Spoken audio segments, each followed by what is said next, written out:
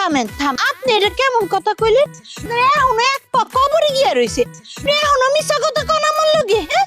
শুনেন বই এত রাগার আমরা এখন বিয়ান না আছে কিন্তু অনেকের রোরাত হয়ে গেছে, বেশি বেশি টাকা কম টাকায় কয়েকটা কাজ ধরছি মানে কি দুজন মিলে তো ঝগড়া কইরাও আসছে সেরকম মনে আপনি হাত খরচ যদি না দেয় আপনারা আমাকে লাগে নিমনে হাত খরচের ব্যবস্থা করে দিবেন, ঠিক আছে?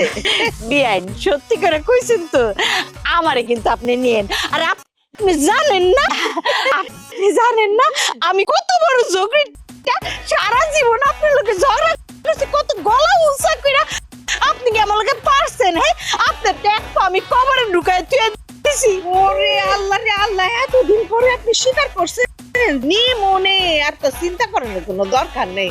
আসেন আপনি আসেন, তাহলে শুনো, করানোর সময় ওই